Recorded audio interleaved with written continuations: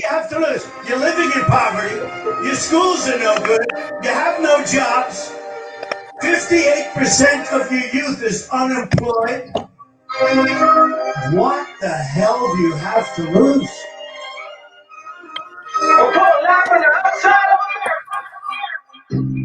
Mama let me set the 40. I was just a shorty. Then I started spitting garlic, and they said record me. I feel like this shit was for me. This shit is my story. Yeah. John at the porch. I got a Porsche, look at that. I'm on the block with the kids, they hold my own, of course. Yeah. I see my mom and dad separate. I'm talking divorce. I said, Daddy was living by the clock, and he died by the truck. I'm on that KZ. We did the back kids. I listen to circles the same way that Ray. I'm going to the education, so I just was great at kid. We grew up with his and did everything that day. What's the outside? We spinning that. We're inside, we get it. You don't work, we flipping that. I'm here from game. I need a lawyer, money for content, ain't nobody is saying that. I'm in myself, like when I get up, I'm making a movie. Yeah, back home and I'm back on top. Strong person, it was next to town. Block popping, it was next to town. No change, show remorse. I was making this to catch the sound. Same block when it's going to fall. I was praying I could catch the sound. We didn't stop for $1,000 nights. Living like we trying to die tonight. Got 47 money. I was jumping on my car money. Sun up like it's trying to work. All these niggas fucking a block. I was mad, I was trying to fight. Nigga, we go. Money at work. Nigga, we go. Stomach going like an FD on the bed. What's the money on my friend's nigga, we go. Put it live on the other side. Take corner on my brother's side. Living like we ain't got care. Tell my mama I ain't dying here. 40 on me, I ain't buying beer. Ain't have a wheel, I don't fly later. But you put us on the jet with me. Made a movie like Skyler. Took it off in the basement and now school touch up there. Still fighting over cases. I don't really think it was my year. Someone tell me to get caught out. You know me like a mind grip. Cause a nigga in my own house. But it was fine there. Came with the dirt. Dedicated, I was making it work. Dedicated, I was taking the work. Dedicated, I had to get to it first. I don't try to give me the job. No pistols in the green and hurt. But I ain't give a fuck. Send me the church. Yeah. They gotta get me in cash. Yeah. I ain't winning in this life. I've been going over these kids. Yeah. All these things, but then again, you don't want none of this shit. Yo, I'm even money and kick back. This is fucking the same. Yeah. We're down for $1,000 nights. Living like a got 47 money. I was fucking on my car money. Sun up like a trying to work. All these said you fucking a block. Nigga, we go. Mommy at work. Nigga, we go. Stomach going like an FD on the bed. We go. Who's you know me on my friend's head? Nigga, we go. Hold it out for the I always agree with you. Like when I'm seeing them and able to express myself and speak for like a voice of America. The first step I would say, I grew up in America in a ruthless neighborhood where we're not protected by police. We grew up in a ruthless environment. You grow up around murder, you see murder. You see 7 people die a week. I think you would probably carry it by yourself. Would you? Yes, I probably would. All right. All right. Thank you all for tuning in to a special conversation with Mr. Clark. I got some special guests joining me today. Some very special guests. I got a good friend of mine, Nickolas Wildstar. I got an even better friend of mine, Miss T, Queen T. And these are 2 people that I love dearly. 2 people who are very influential just because I love their lives. That's why they're influential. Because of how they embody a different dynamic of the human experience. And one thing I like to say is that, I can't stand nothing normal, and these 2 people are far from normal, and that's what makes them spectacular, great, different. They're in their own lane. They're self-made. These 2 people are just amazing people. Nickolas Wildstar is amazing on the political aspect of things. He's a libertarian. He believes in more freedom, less government. Introduced me to the Libertarian Party, and forever I'm grateful. He is now a Republican. He had left the Libertarian Party he introduced me to go to the Republican Party, which is kind of a shocker, but he has himself to explain. But I think he knows what he's doing. He's a smart man. He's running for governor of the state of California, and he believes to go wild with Wildstar, I believe. And then you have Miss T. Miss T, body oil, massage therapy, the cannabis industry, real estate, just all around inspiration, motivation. Miss T is just she's what I like to call a socialpreneur. You know, socialpreneur, not really an entrepreneur, but a socialpreneur. Someone who could just you throw her out there in the jungle, she's walking out with chinchilla. So Miss T is amazing, and Nickolas Wildstar is amazing as well, and I'm amazing as well. Not teasing up, but we're gonna get started with our conversations. We'll let our guests introduce themselves. And we're live. So Miss T, we're gonna start with you. Tell the people who you are, where you from, and where they can find you. Can we start with that, Miss T? Hi, I'm Miss T Blacksher. You can find me in Sacramento, California. I'm from the Bay. I grew up in between the Bay and Fresno. And I'm a mom of 4. I'm an entrepreneur. I work for All City Real Estate. Let me see. Plug them. All City Homes. And I have my own cannabis company. It's bodytree.llc. And massage therapy, hands above the rest, amongst other things. I'm just putting everything together. I'm a single mom, so making sure I come out on top. Amen. And then Wildstar, my guy, Wildstar, introduce yourself to the people, man. What's up, everyone? I'm Nickolas Wildstar, candidate for California governor. As Stevante said it, I am a libertarian activist, longtime advocate for the Libertarian Party, and 2018 candidate for California governor. And that I'm running again in 2022 as a Republican.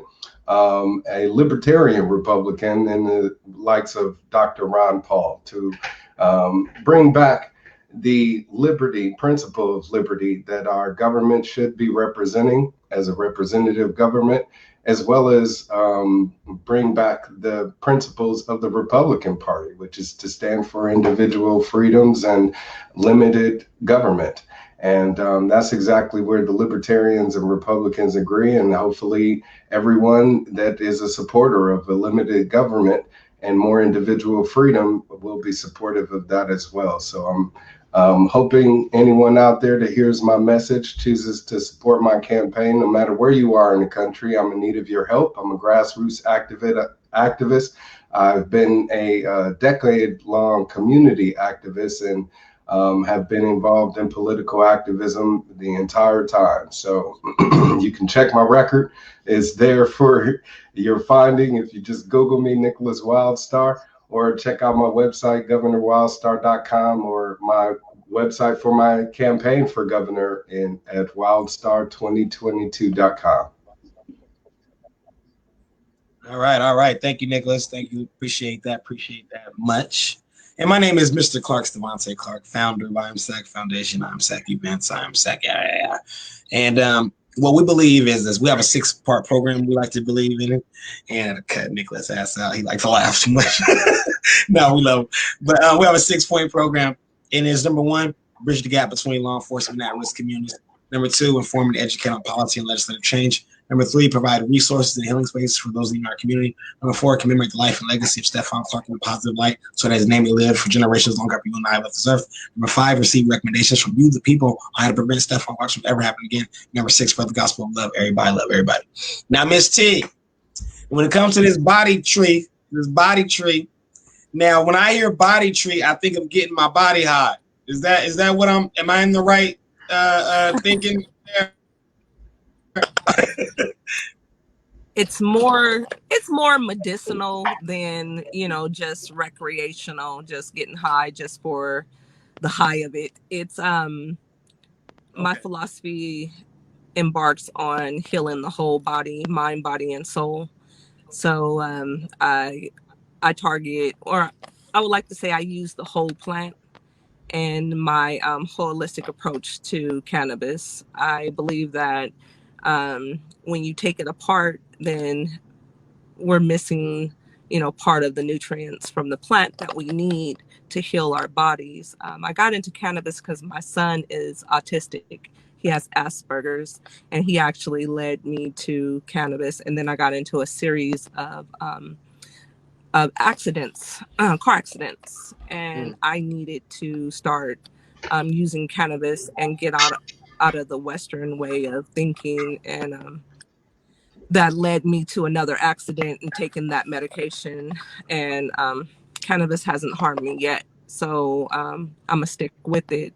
It has helped my son and become a productive citizen, and he's married now. He holds down a full-time job. He actually runs a crew on his job. So here to cannabis. Body Tree, the idea behind Body Tree was, from the roots, from starting from the ground and growing this plant and maturing it and reaping from the harvest of the plant. And anybody that consumes cannabis knows that it is a collective effort, and it's not a solo mission. And when we go at it solely, we miss the point in what the plant brings to our lives. Oh, I hear you. I hear you. Okay. So when you think about just getting high, you lose the purpose of actually what it's intended for, the purpose that it's intended for. Genesis 9:3 says, every living thing shall be meat for you, even as I've given you the green herb.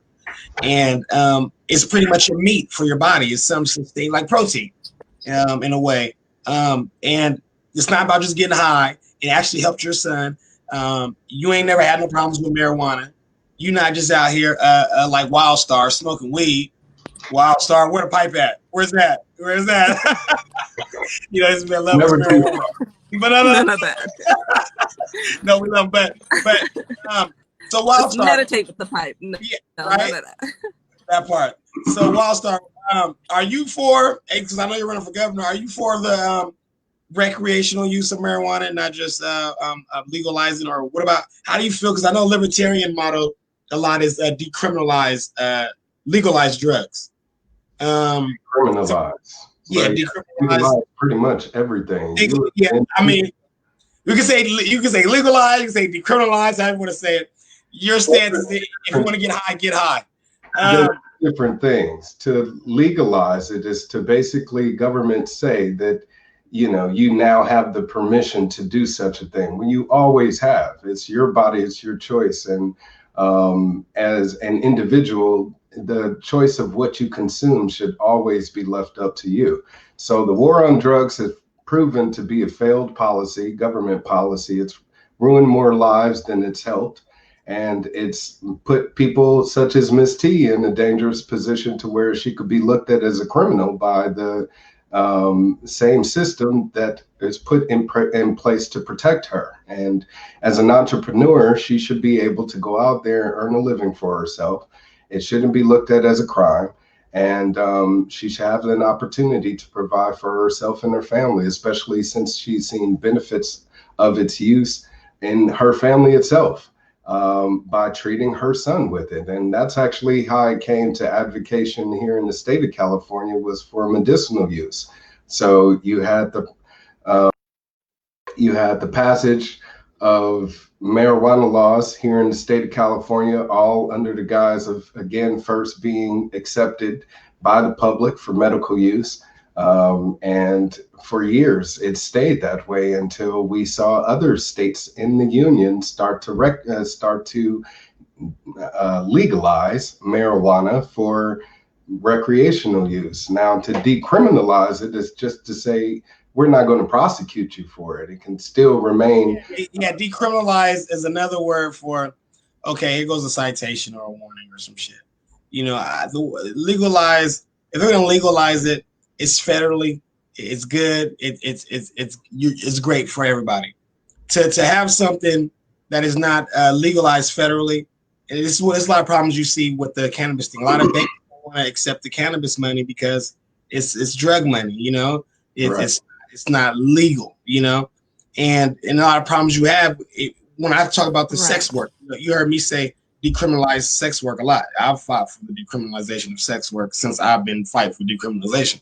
It's because I believe that that's one of the oldest forms of occupational work there is. Jesus' best friend was a sex worker, so on and so forth. And then whatever those women want to do with their body, they should be able to do so as long as they're not getting forced to do what they're trying to do. And we call it, in our libertarian, our civil libertarian family, we call it survival sex because they're only doing it to survive. It's like a lot of people are taking the medicine to survive, are selling the medicine to survive. And I believe if these pharmaceutical companies could make billions and billions and trillions and zillions and off killing people and raising the drug prices and rates and getting away with all kinds of schemes and frauds, we should be able to legally help and feed our communities through Black-owned LLCs such as Body Tree. Miss T, when it comes to the Body Tree, you make butter, you make all types of things. What are some of the things that you could make with this and infused cannabis? What are some of the things that you specialize in when it comes to healing through the list of things that you can make with cannabis is endless because you can also take the fiber from the plant and make socks. Oh, okay. So even like, and I want to hold you right there. I want to go back to that, but you can make many things. Like for instance, the butter. This is one thing. Well, the butter you think is just some people just think you use it for food and whatnot. You actually know how to use it for massage oils and so on and so forth. You know how to use it in many different ways. And so talk about the many different. You said socks and purses. Talk about all that different stuff so people really understand what we're talking about here. Okay, I can break it down into categories. You want to break it down into categories? Yes, ma'am. So you have different parts of the plants like we were speaking about earlier. So you have the roots, you have the stalks, you have the leaves and the flowers, and then you have the oil that comes from the buds. Yeah, the crystals that come from the buds that turn into keef that you can press down and make hashish, and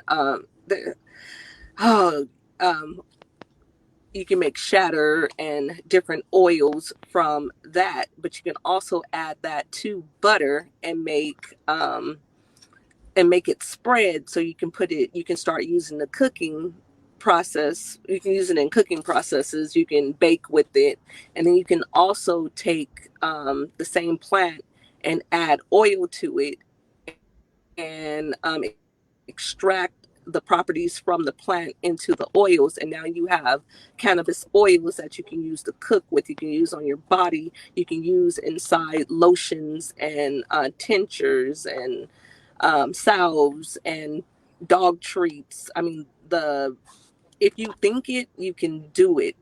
The possibilities is endless, but there's also auxiliary businesses that come from cannabis, like security, tagging, bagging, cultivation, manufacturing, distributing. It's endless.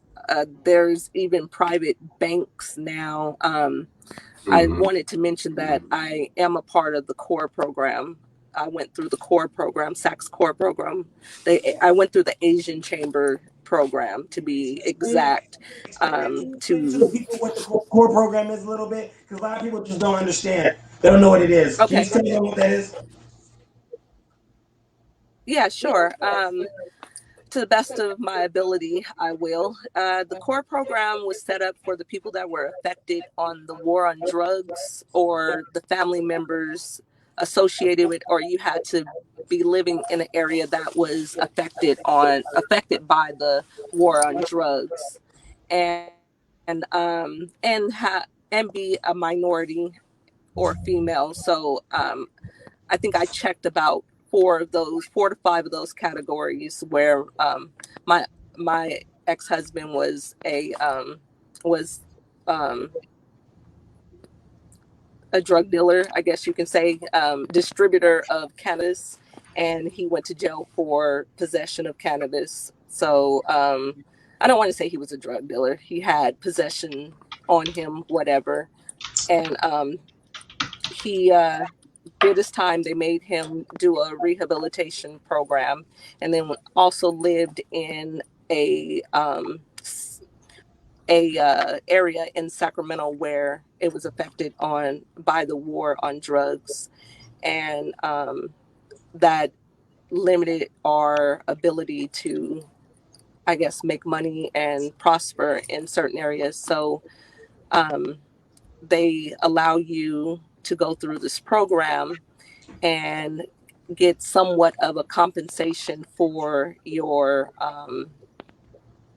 I don't even know what to call it, your association or your trauma. Yeah. I mean, it can go on and on. On and What on, I yeah. think about I say trauma because there are people that was affected by the war on drugs. We have brothers and sisters that was affected by the war on drugs, and they won't even apply for the court program because they feel like it's a trap.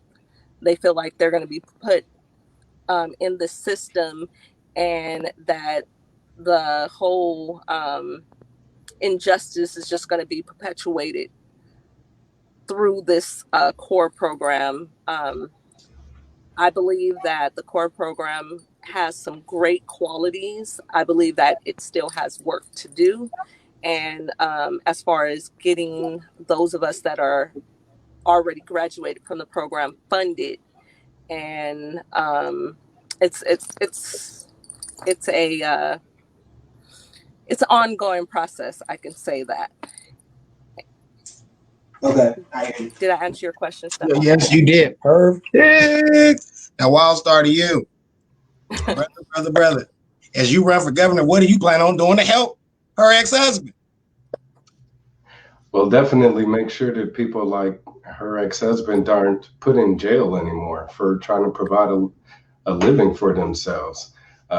That's where I feel like Black people could definitely, or the Black community could gain some equity and in the war on drugs and this devastation on what it's done to the Black community, to people of color, to every disproportionate people that have had to rely on, you know, selling drugs or distributing them or whatever the case may be, and have been criminalized because of it. We could decriminalize it. Now you won't have to fear anymore for having to do such a thing. You just had the state of Oregon decriminalize mushrooms and actually everything.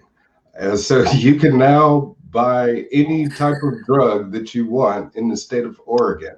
And it's a matter of, again, personal choice. So as an adult, if you choose to consume whatever drug of choice or pastime pleasure, whether it be a substance such as marijuana or shrooms or alcohol or, you know, Twinkies or whatever the case may be, you know, people indulge themselves however they choose to please themselves. And as adults, we should be able to have that natural right, that God-given right. But as far as the government concerns that comes into play, and their role is that they definitely need to alleviate the threat there from people being able to provide for themselves. And then those people that have suffered, you know, the pain and suffering that comes with is just like any lawsuit. They should be compensated for that. And Ms. T is right. Unfortunately, with the core program, it's just like any other government program. You know, it's slow to act. And we, the people of community, we need that help immediately. You know, we feel like government, if it is given the funding, should be quick to give those funds to the people that need them the most. And we come to find out, of course, that doesn't happen, whether it be with welfare programs, food stamp, or, you know, people needing assistance for housing even. I've spoken with tons of people that are homeless, and they've attempted to get housing and have been on waiting lists for years. And it's sad that, again, the resources are there. All of our money, our tax dollars, are being used to fund these programs.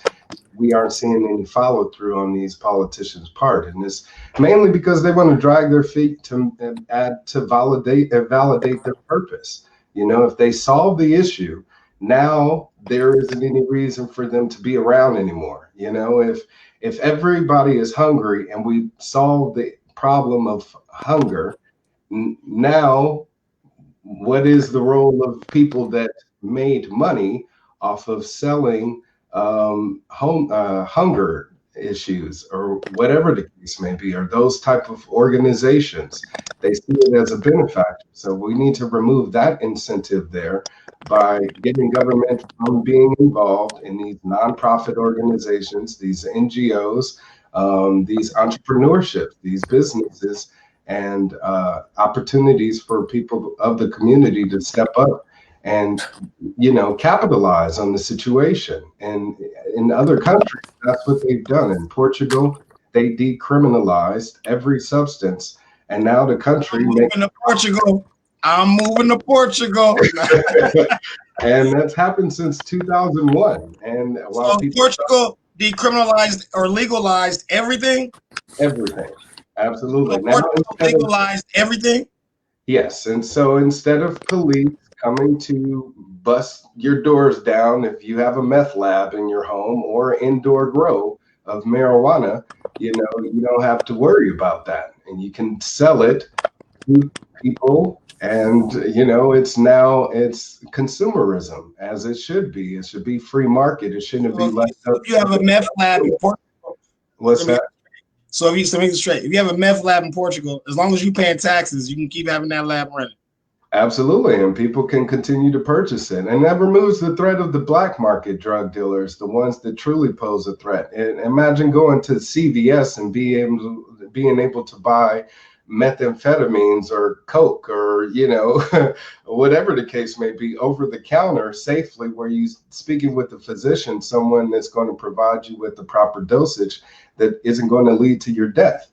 And that's what happens right now. That's the threat of buying drugs on the street, is you may be buying something that is unhealthy for you to put into your body. Now, of course, with every drug dealer, they want to make sure they have repeat customers. So they want to make sure their drug is as safe as possible. So that takes the threat away from producers, manufacturers.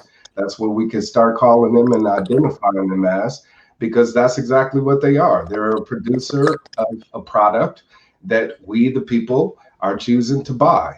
And we're starting to see the acceptance of that in the generation that's coming to power now, and that's us. You know, the generation that has seen the effect of the war on drugs, what it's done to past generations, and what it threatens our future with. And that's with less economic opportunities, that's with less freedom, since we'd be jailed for it, no matter where you are or what you're doing.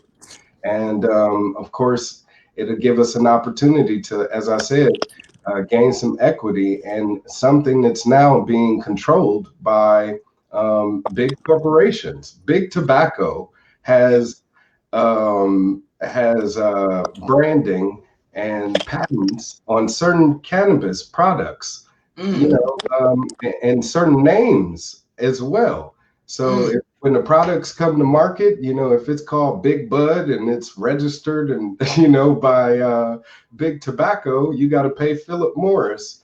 And so those same companies are going to be in control of the market. And if we want to see the opportunity of the the average person to be able to have an opportunity to get involved in the market without paying exorbitant fees, like what I want to do is eliminate like the business licenses. You shouldn't have to obtain a license to open a business, you know, and it's insane for you to have to spend thousands of dollars, if not tens of thousands or more, just to start a business. How most people can't afford that. And what she was also talking about, having banks make it available for the cannabis market to do legal banking. I would like to create a Bank of California where we, the people, are investors and creators of that bank. And now, you know, a legal owned medicinal or marijuana shop, whatever you want to call it, that's selling whatever the case may be. They can do legal banking in the state of California since it is a mostly cash business. Now we're able to take that cash on hand, give $0 loans to people of the community that want to start their own business, because usury is against natural law. We shouldn't be making a profit off of people who need money. Right. Give them that loan, give them a $0 loan, give them an opportunity to pay that back. And then once it does, it reinvests into the community, and they know it continues to pay it forward to help out everyone, not just themselves. So Amen. there's more equitable ways for, again, everybody to benefit from it. And I would like to have the opportunity to open that door as governor. Amen. Thank you for that, Can I comment on that? Yes, piggyback on that. There's a lot of part of the core program that are rallying together to do what is called an incubator program. We want to be able to take what we learn and reteach it, and educate the youth, educate single moms, educate just the world on the usage of cannabis and the different products that can be made. And because there's a lot of people that can't afford the products that are in the store. A little 2-ounce jar of salve can cost, anywhere from $45 to $95, depending on what is in it, quote unquote, what's in it. I like that. I like what you said about equity, social equity. We need more of it. Our people have been divided for a long time, and the narrative has always been that African American people, brown people can't work together, and we're in the business of proving them wrong. And I think it starts with the collective, and we can't work by ourselves. Like I said before, we have to work as a unit in order to get the measures passed and our voices heard, and to show this world that we're serious about what we're doing, and that we do need the funding, and we do need it at zero interest, and we need partners. We need people that are like-minded to partner with us and see our vision and to help us carry it. Where the core program left off, we need individuals to come in, investors to come in and pick up those, the ball, and help us run. It takes a team, and it's that's the only way that our people as a collective is going to be able to make it from here on out. Because I can speak from a real estate point of view, and I do want you to speak on that, because actually speaking on the real, and I'm glad you said the real estate point of view, because as you said something earlier today, just a few minutes ago, Wildstar, you said about the homeless crisis, the rent, and how that is, and that is a tragedy here in California. Ms. T, you are in the real estate business. I want to ask you a question right now. What is the number one problem you see for people that are trying to obtain a home? The problems, why are they afraid? Why they don't take the next step? Why they don't follow through? What is the hardest thing about making a deal for at least our people, or getting them into actually buying a home? Getting them to the loan agent, getting them to reveal what they've done in their financial life, and getting them to understand that there's help, and that there's people out there that want to help them correct what their parents didn't teach them, because this is not about what they did. It's about a generational curse. It's about a generational miseducation of funds, and that our parents didn't teach us how to manage our checkbooks. They didn't know themselves for the most part. And I can speak as far as my heritage or whatever. We do come from a consumer point of view as African American people, and we need to stop consuming, and we need to start producing, and we need to start buying doors, and we need to buy doors as a collective, instead of having this this narrow mind state. It's a mess. For the longest time, we've been redlined, and we've been purposely driven or locked out of neighborhoods and locked out of loans in order to get into neighborhoods. So it's not just our generational curses, it's curses that the society has put on us on purpose. And that's going to take, like I said, a speaking up and saying enough is enough. If we don't do this, we as a society will be doomed. The next thing is, right now, the problem that we're having as real estate agents and brokers is that there's not enough houses for the amount of people that are purchasing. You would think in a pandemic that people would just be sheltering in place and staying put. No, that's not what's happening. People are buying up America. They're buying up the South. They're buying up Sacramento. People are still coming from the Bay Area, and New York, and coming and buying up Sacramento. They're starting to buy up Stockton now. So a destitute city riddled with crime and drugs is about to blow up. Mark my words. The thing is, it's because it's still affordable to live there.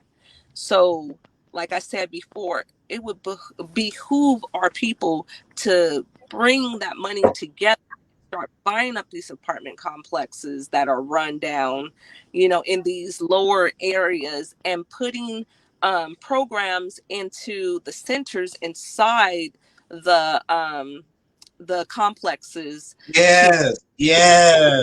Children having after school programs, having dance programs, having Stefan houses at the apartments, girl. Exactly. Entertaining the children on a different frequency. Yes.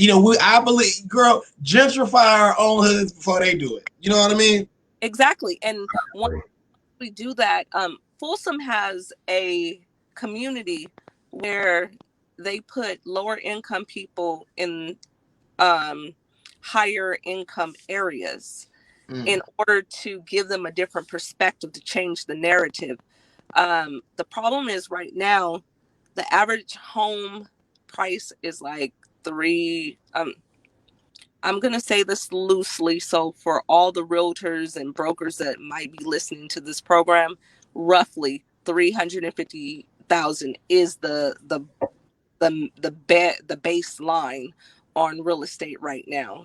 That's not low income, sweetheart. That's not low income at all. I don't know. It's more than that. I thought it was gonna be more than that. That's crazy. It is steady climbing, because you have an influx of people bidding for the same property. So you have properties that are going that should be honestly $165,000, if you may, going for $400,000, because that's what the market would allow. And the market only allows what you will spend. Everybody just stopped spending and said, hey, this is ridiculous. Then everything would have to be reevaluated, and that's why I believe in the power of unions. Can you imagine how powerful us Black people be if we had a national renters union? You see what I'm saying? Like a national. Do you know how much property we rent in the United States of America? You know what I mean?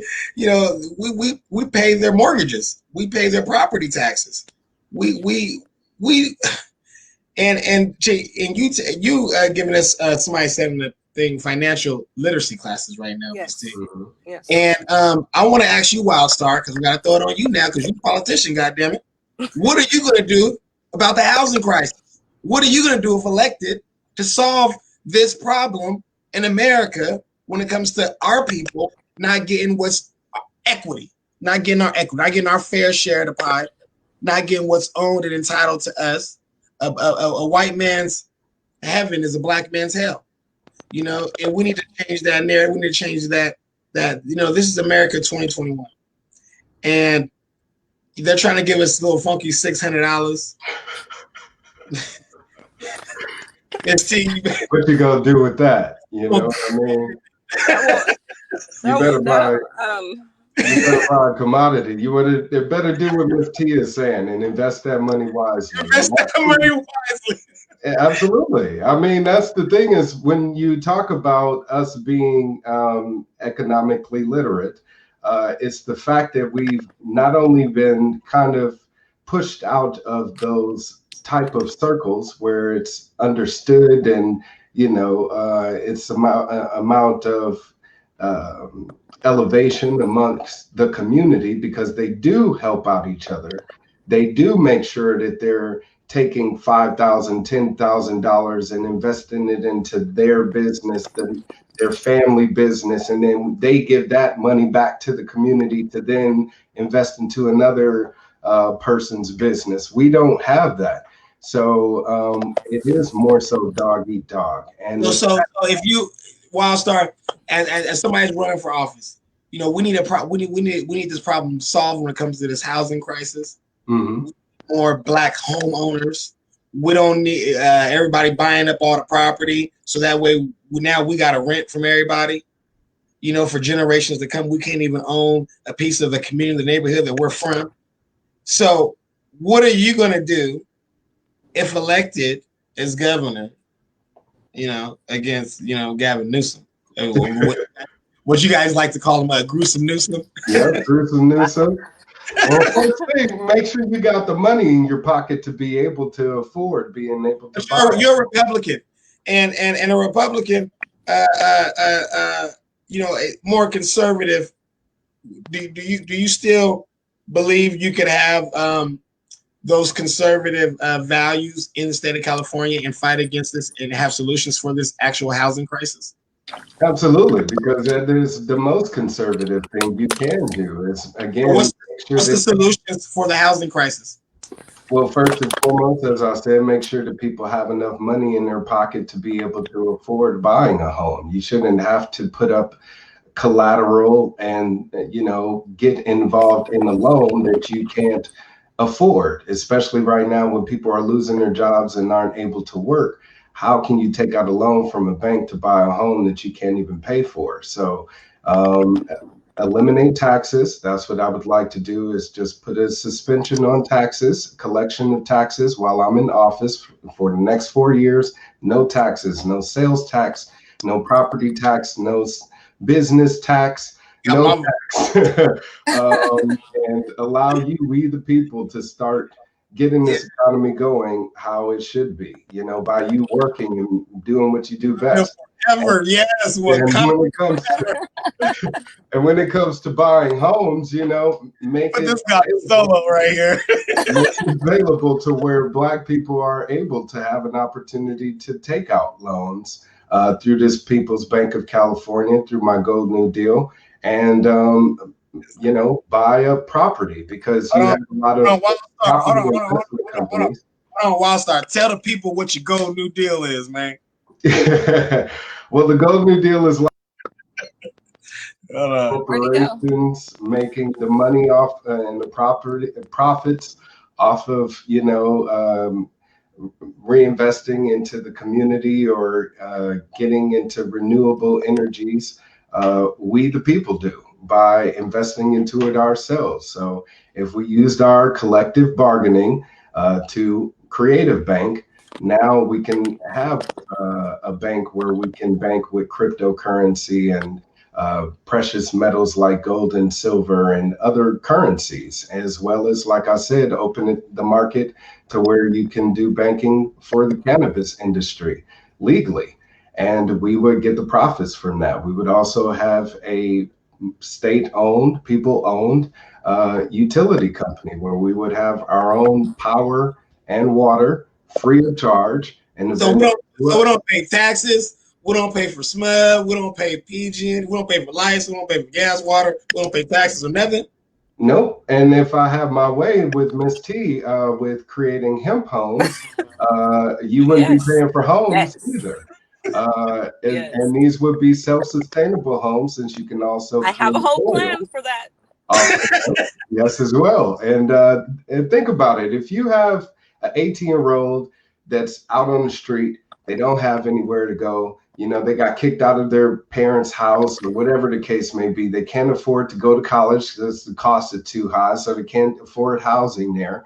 If they had a state, a public provided home that they get to stay in yearly, you know, and hey, depending on how they progress, depends on how much you pay to stay there. But it's a state provided home. It could be like a rehabilitation center. If you don't go there, take your ass back to jail. And yeah, exactly. And you know what we talked about, the Clark Family Act, that would play a part of it also, because we can create those Stefan houses, those community centers throughout the state, and make them readily available to those youth in need as well. I have a thought behind that. So there's a lot of youth that are not in trouble. There's a lot of youth that have parents that just can't afford to keep going with them after a certain age. And, you know, I always hear the conversation behind, you know, rehabilitating people. I was one of those youth that, you know, my mom left when I was a certain age. There was no drug problem per se. Well, there was, but I didn't know about it until after the fact. But the whole thing was I had to provide for myself. I didn't become a ward of the state. It was just something I had to do. So there's different. We need to provide a system that works for all, not just rehabilitating people. I love you for that. I love you for saying that. Know. And that's one of the main reasons why I created Stefan's House. I hate to plug Stefan's House like that again, but that's one of the main reasons I did that, was because everybody should have a safe and brave space. Everybody should have a place that they can show, like, this is my community. This is what, if you go here to Stefan's House, I'm gonna show you a landscape blueprint. This is my street where I grew up at. This is where my grandma had a house on this street. This is where Stefan was. This is where, you know, these memories, you know, that we don't really have those hubs, those safe and brave spaces where you can just chill and relax. And those hemp houses sound like a great idea. But I want to hold on, you guys, as I see, because you see, all the three of us, we didn't just start our own little country somewhere. I agree. Let's start our own country, but you know, we could name it Wakanda. Start a community. We can name it Wakanda. You know what I mean? Like, you know, look. Not a thing. Look, I'm telling you, that's not a thing. I mean, look, I'm telling you, but seriously, because I'm telling you, Wildstar can run the operations. You could do the public relations. Got it. And I'll be chilling. You know what I mean? How fair is that? No taxes. We ain't paying no taxes, no lights, no water. Now, I have a whole plan for I have a whole plan for sustainable living. That is my ultimate goal, is to have a property to where it's almost like a pod situation, and then there's a middle hub where everything is reverse osmosis, and there's pumps underneath the houses, and everything is, the water that's used will go to feed the plants and the gardens and stuff. So I have like this whole idea that I will achieve as far as having a spa to like a resort. And I do want my resort to be hemp based, but not just hemp based. It'd be a healing place. Yes. You know, so I mean, there's so many different things that we can talk about in order to rehabilitate, to nurture, resort. To you know, to refocus our minds, you know, as a collective. I don't know. I just like to think outside the box, outside the norm. Absolutely. And so do I, as you can tell. That's why I love the both of you. That's why I knew this was going to be a great conversation. to have two people who think outside the box, who have great ideas for our people. These are great ideas. Some people might say, hey, you know, you guys are thinking unrealistic. You got to talk about resorts and Portugal. You have to. And yes, we have to think big. We have to think huge. You know, Right. I can't force nobody to if they like doing cocaine, I'm gonna tell them to stop.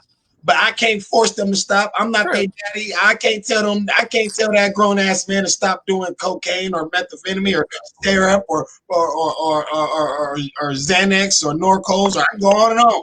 You know, I can tell that woman to quit going to Vegas and indulging in survival sex so she can feed her 8 kids. Right. Who am I?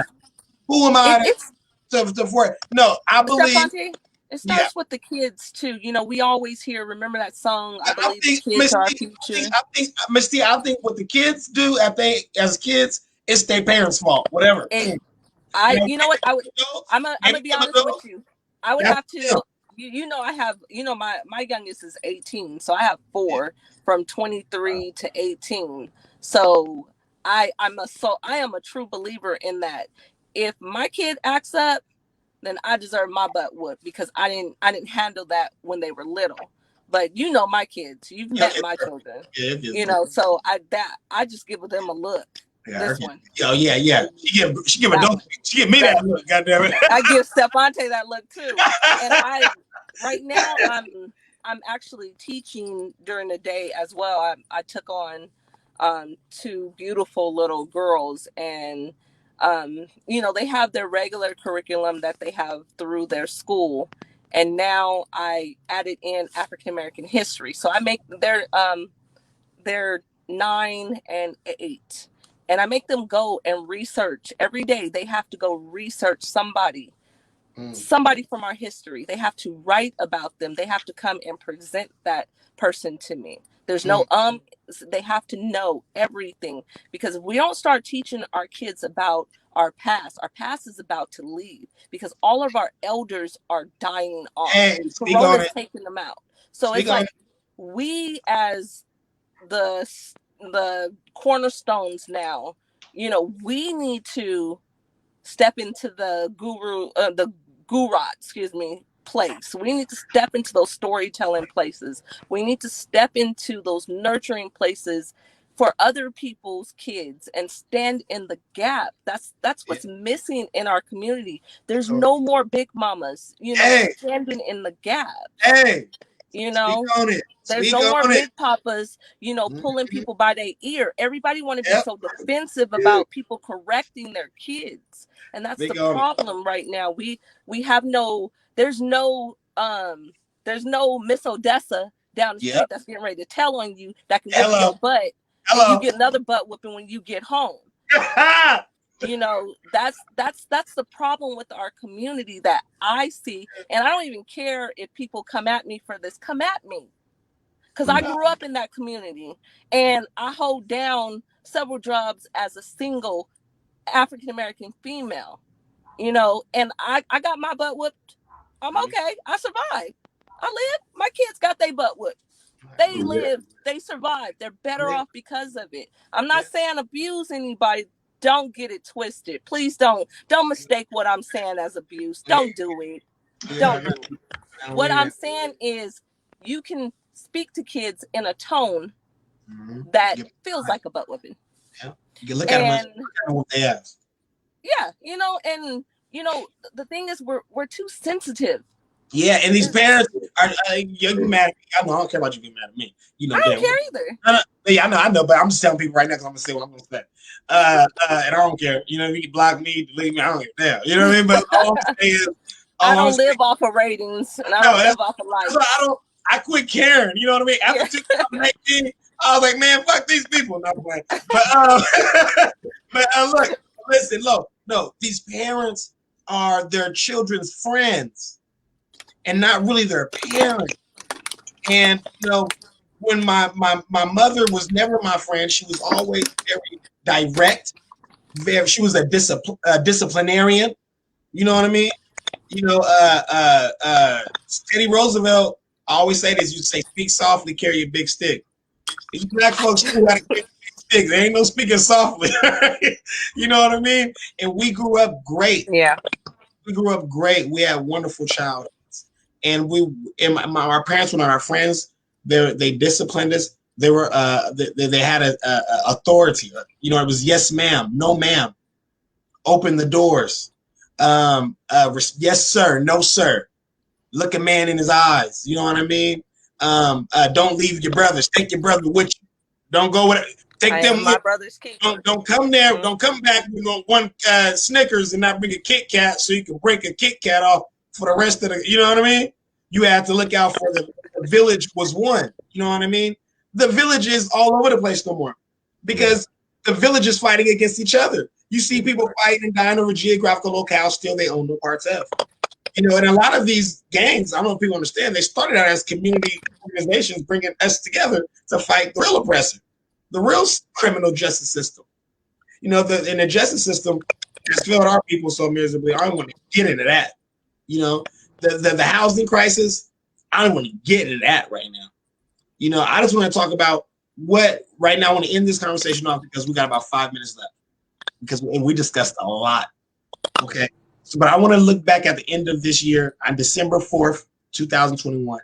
I want to say, what did we say we want to get done and see right now, January 4th, right now, 2021? What do we want to see for the rest of this year happen so that way the rest of this year can be the best of our year? And let's go back and do another podcast, three of us, December 4th, and see if we got what we said right now on this podcast on January 4th, 2021. I'm going to go first.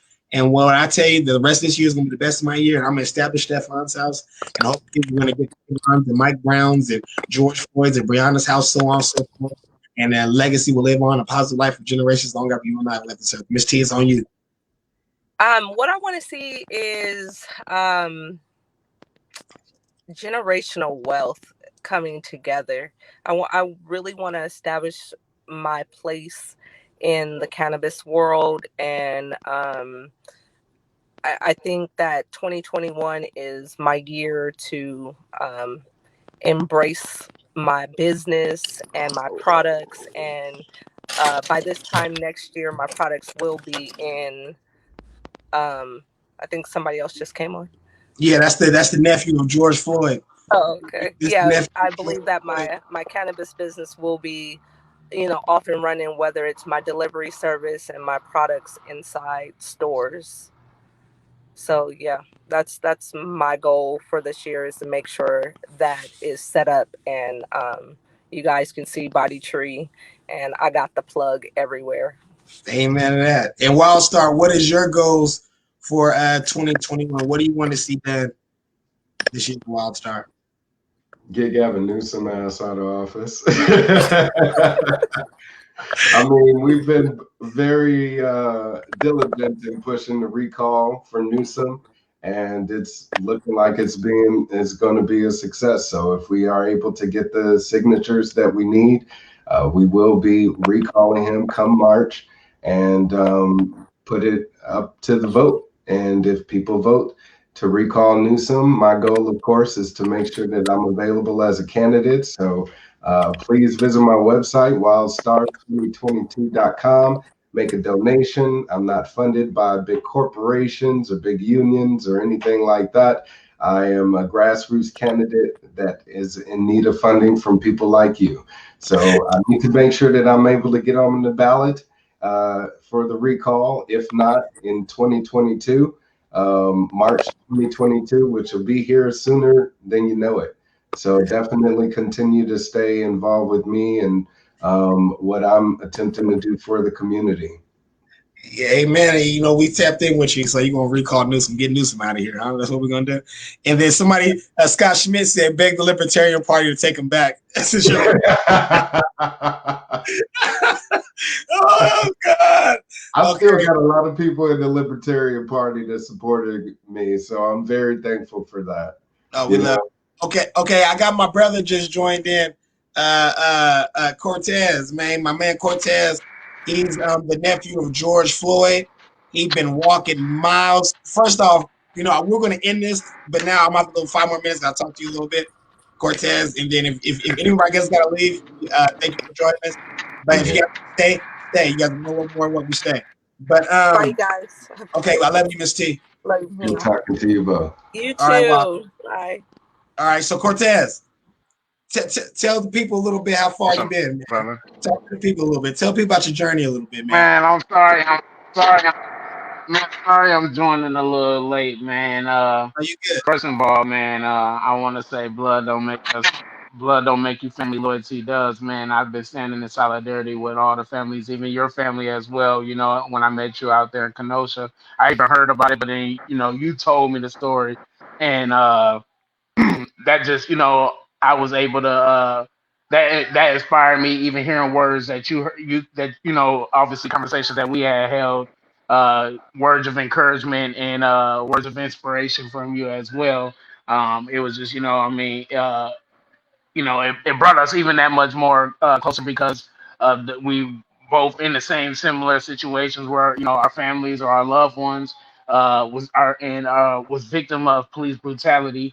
So I actually took it upon myself to walk to from Minnesota, from where he was murdered at 38th and George Floyd, all the way to Washington D.C., Ooh. which was 1,142 miles, and it took me How many 22 miles days. again?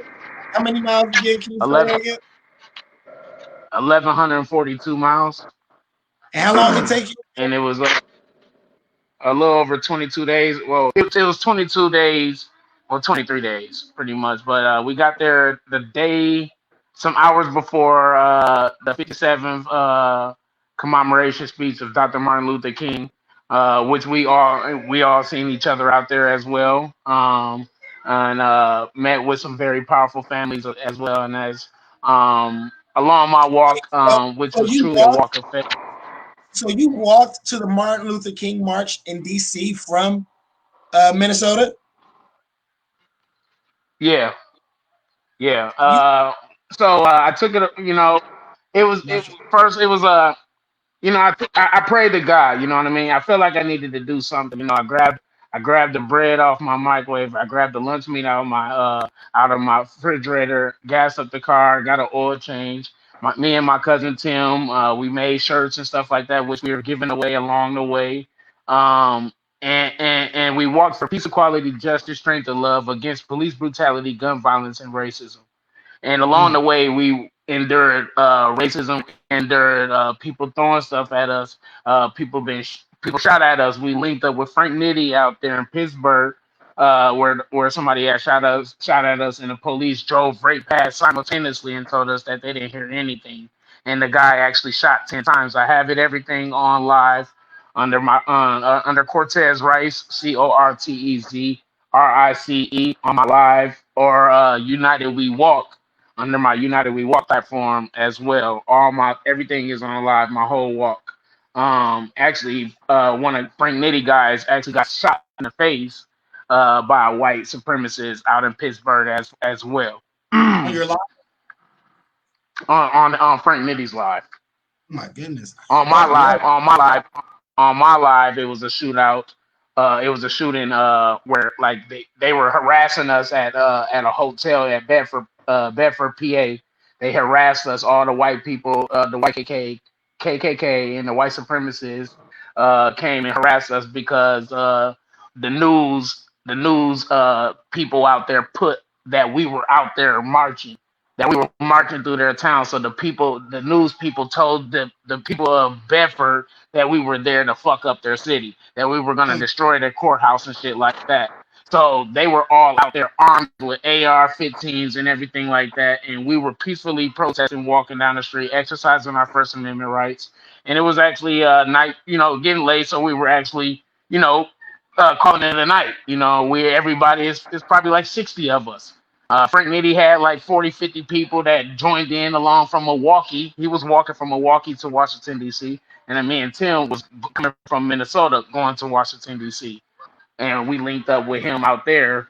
And so we were all camping. We were going to be staying at that hotel that night. And after that broadcast from the news people, we were just harassed the whole night. They were coming up there with AR-15s. They were coming up there loading up while we had kids there and everything. And the police didn't do nothing about it. Even to this day, right now, You know, I'm not gonna say the attorneys' names, but they were supposed to holler at us and give us an update on that. You know, I mean, we were harassed and people were shooting and everything like that, and nobody still haven't said anything about this. Um, yeah, that was crazy. But yeah, we ended up making it to Washington D.C. Thank God.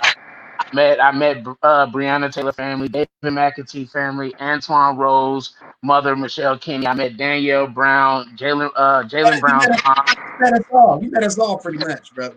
You You know, met us. and You met the and it best was, of that. and when what I say I met them, it was, and what I mean by true walk of faith, and this was by faith. I could have easily called somebody and like, hey, what's these people's number? You know what I mean? Let me tell them what I'm doing, you know, and call them. No, I was walking, met The a walk. activist. I met, and yeah, a truly walk of faith. I met an activist, and it was like, I see what you out here doing, King. You out here walking for a purpose, and introduced me to them, brought me to them. You know what I mean? So that's how, you know, we were all linked up, and we were linked, and we're forever going to be linked up because, you know what I mean? This is a bond that nobody can ever break. You know what I mean? This is family right here. Like I said, blood don't make you family, loyalty does. That's what George Floyd Monk always said. He always said, blood don't make you family, loyalty does. And meanwhile, like I said, ever since he moved to Minnesota, my kids known him only as uncle. He was two. My kids are 2 years old. They're 9 years old, 10 years old now. You know what I mean? And like I said, How just standing close? in solidarity. How, And how, how close were you and your uncle Cortez? me and him was real close. Like to the fact where I was picking him up from work. He'd tell me, you know, oh, I'll give you gas money. I'm like, no, I'm good. And I talked about these stories on my live, where he would hide, you know, $20 in my car door, and I had somebody would get in the car and be like, hey, what's this money over here? And I know he had left the money. You know what I mean? Because I tell him I don't want no gas money. Yeah. And or you know, anytime he looked out, you know what I mean, he always looked out. Um, these are some things that I have, you know what I mean, as well. Shit, man. Like I Yeah. said, standing in solidarity with other families as well. Marcellus and that family, I will be in Jacksonville, Florida, January 9th doing a march out there for Cortez, Marcellus Cortez, and that. Cortez. Yeah. Uh, how many protests have you think you've been involved in altogether? How many marches you think you've been involved in? You put a number on it. Jeez, brother. Just try to put a number on it, please. Give people. I want people to get an idea. Like 200 maybe? 100. Okay. Yeah, maybe like 200. Yeah. And how many states? And how many states? Shit, I've been to almost every state. I've been to almost every state except for New York. You ain't been to me yet. Yeah, I ain't been to Cali yet. Which I will. I am working on my 50-50 tour, which is 50 cities, 50 states, and I will be linking up with as well. For sure, I am working on that. The 50-50 tour consists of 50 cities, 50 states, getting list of demands, and from other grieving families in the community. And on the 50th state, going to Washington D.C. Either I get in that motherfucking door or on the White House line, and they gonna hear this compilation disc. They gonna hear it from all the families, all the communities. They ain't got no choice but to hear our voice. Yeah. So that's a 50-50 tour. I love it. I love it. So another thing I want to ask you is a lot of people say, what's the point of marching and walking across the state? What's the point of doing all the protests and all that? What is your response to them what is your why? It takes two. Just like a relationship, you know what I mean? It takes two, you know, the husband and the wife, boots on the ground and the paperwork, you know what I mean? We're out there disrupting. We're disrupting their money. You know what I mean? Just think about this. When you go back to the Martin Luther King days and the bus riots, when when he disrupted their money, he told everybody stop riding the buses. We did this bus ride, stop riding buses, we'll walk to work. And meanwhile, the buses was a major needs for transportation for black people back then. So they stopped riding buses. They made so much of an impact that the buses was damn near pulling up to the houses and telling them to get on the bus, please, for free. Get on the bus for free. So, you know what I mean? Like I said, it takes two, you know. We're out there. We're boosting ground. We're disrupting their peace. You can't drive through these. These are our streets. You ain't gonna be able to just drive through our streets and thinking everything is fine. You're not gonna sit here and have these holidays while our innocent black people is getting killed left and right, and you're thinking you're just gonna, oh well, it doesn't matter. I'm gonna have a whole holiday as a parade. No, we're gonna disrupt that shit. We're gonna be in those. We're taking over these streets. We're in your face all day, every day. You ain't got no. That's why we out there boosting around. You ain't got no choice but to see us every day, all day. TPR, shout out to TPR. They out there 200 some days strong. What? Breeway, 200 and days, something days strong every day. You know what I mean? And so, yeah, they're disrupting people. They're disrupting their money. They're slowing down. They're slowing down. You know what I mean? And that's the biggest thing. When you hurt in their pockets, then they start trying to figure out, well, what ways can we do? What can we do to compromise and help you guys out? We need our money. We need y'all to get up out of our streets. We need our lights to be functioning. We need our businesses up and running. No, we're not having it. So that's why we're out there marching every day. People think that, you know what I mean? That's why, let me add to that. That's why we say no justice, no peace. Until we get some justice, they won't get no motherfucking peace. And that's what we mean. With all love and respect, we ain't hurt nobody. These are nonviolent. These are peaceful protests. But like you said, we realize that until we hurt your pocket, you don't give a damn. You don't give a damn about nothing else. And the economic issue. Let us see the shirt, man. Let us see the shirt. Oh yeah. You know what I mean? You know. Yeah, there we go. You know I gotta have them on deck. Yeah. What does it say on the words? What does the word say? Forever. It's the building. Forever breathing in our hearts. Oh, that's an actual building. Oh, okay. Where's that's that? That's actually that's in Houston, Third Ward, Texas. Okay. And dang, I don't know if I can flip my. Oh, let me see if I can. I'm trying to flip my camera around. Well, I guess I can't, but it actually looks something like that in the background. Oh, that's nice. You see, like right here, it actually looks something like that in the back. That's amazing. I want to say, brother, thank you for what you're doing out there, man. And man, I want to. Man, I appreciate you, man, for the words and encouragement. Like I said, you inspired me to do some things, brother. Yeah, you know what I mean? Man. We had a good time. Yeah. We had a good time. Where's Tim at? How's Tim doing? He just had his baby. I stand in solidarity with my cousin. I love him so much. The baby actually had a birth defect. But she's breathing. And he just made, staying focused on her what they call it, Down syndrome. So you know what I mean? We're uplifting him in any which way I can help, and people been reaching out any which way that we can help him and his family. That's what he's been doing. So he kind of took a break on being out here marching with me so he could be there for his baby.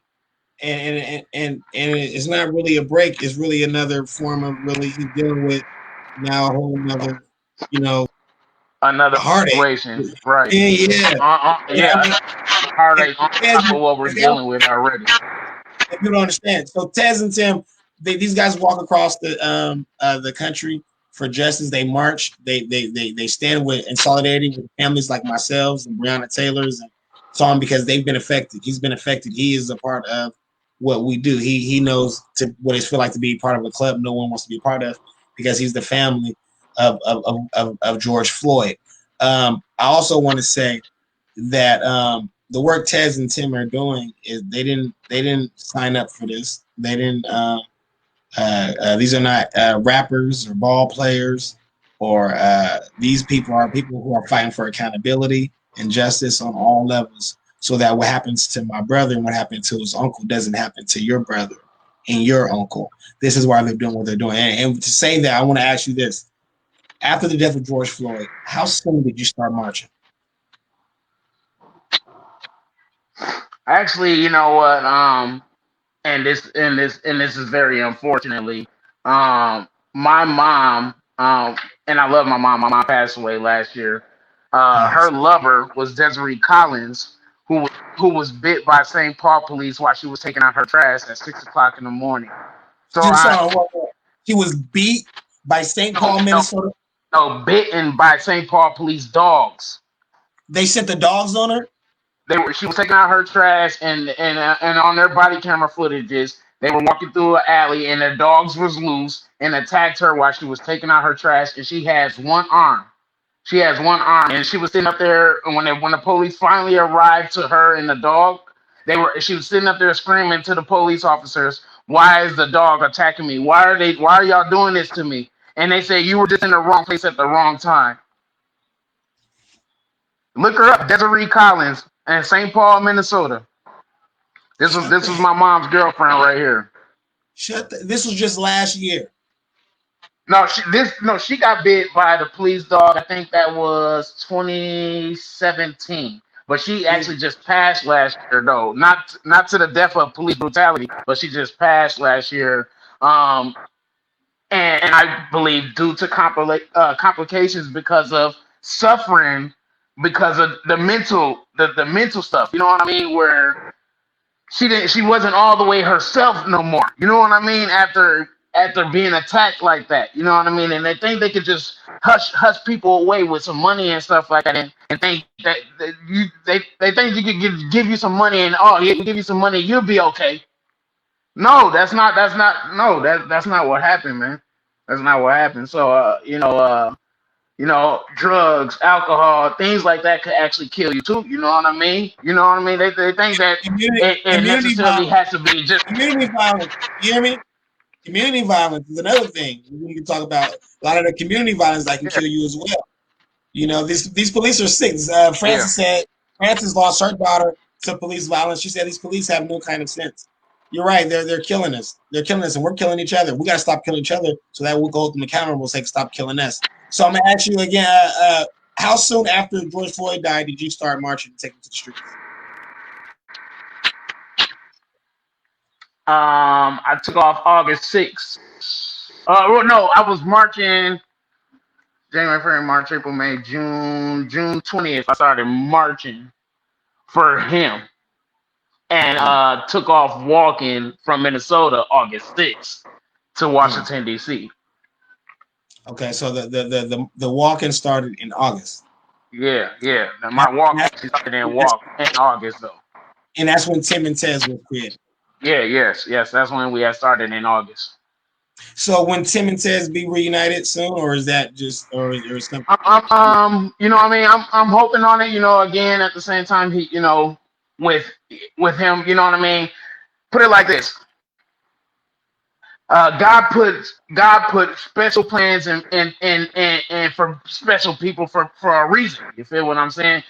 Everybody objective, and it can't be my objective. You feel what I'm saying? God didn't put this for everybody else. You know what I mean? Maybe it was intended for Tim only to do that walk with me from Minnesota to Washington, D.C.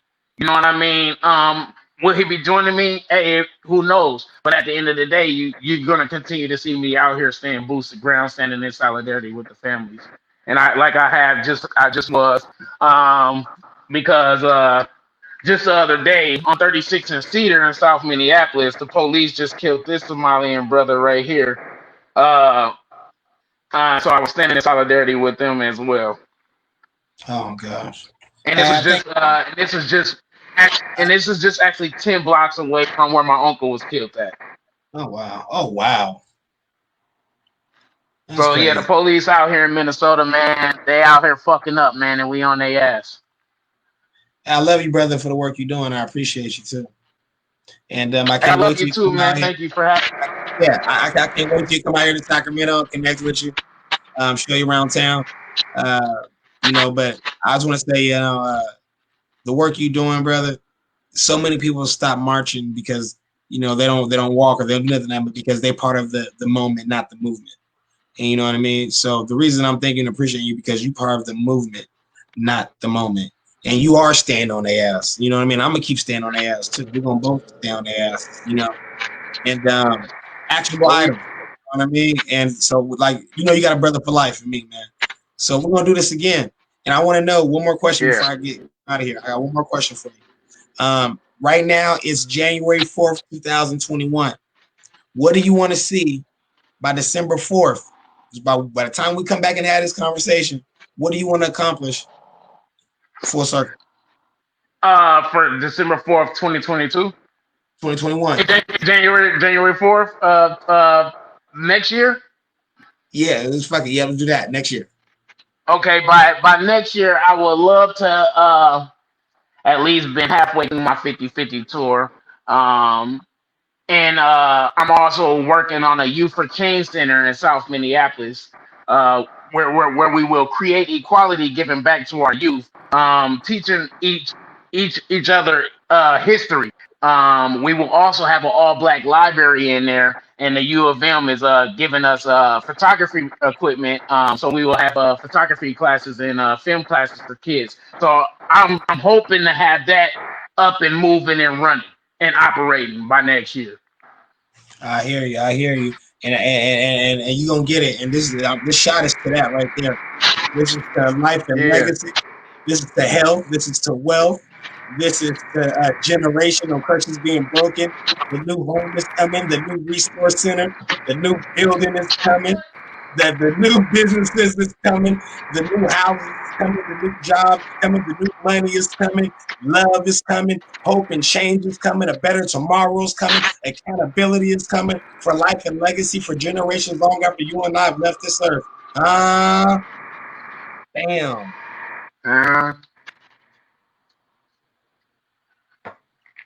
I am Sack, baby. I am Sack. Deli on Skill, owned by a black man. I am Sack, huh? Yeah, we're gonna speak it all into existence. Y'all right. I love you, brother. I'm gonna tap in with you. I love you too, King. God bless you, man. All right. I got it. Now, everybody, thank you all for tuning in. This is a special conversation with Mr. Clark. And you know our SAC 6 motto is, number one, bridge the gap between law enforcement and at-risk communities. Number two, inform and educate on policy and legislative change. Number three, provide resources and healing spaces for those in need in our community. Number four, commemorate the life and overall legacy of Stevante Clark in a positive light. Number five, receive recommendations from you, the people, because we don't have all the answers on how to prevent such atrocities like Stevante from ever happening again. And number six, spread the gospel of love. Everybody love everybody. Passion without direction is chaos. Passion with direction is purpose. Join the movement, not the moment. Purchase the merch that funds the work by going to www.imsacfoundation.com. That's www.imsacfoundation.com. And if you want to get involved and help them volunteer, let's say you can't donate money. You know, you don't have the funds. We understand that is common for people. You can go to, I don't have my banner here, but you go to imsacfoundation@gmail.com. Let me put that down there. You can donate to my friend Coon too if you want. You know, you want to support black businesses. Amen.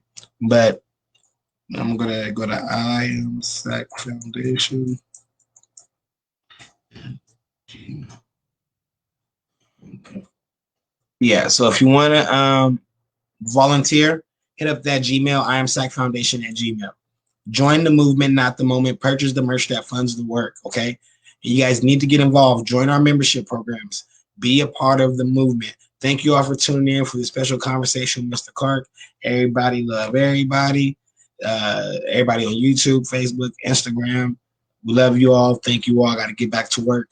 And I will stay tuned with you all and to our next endeavor. All right, now. Take it easy. Amen. Amen. Amen. No, not yet. Let me see.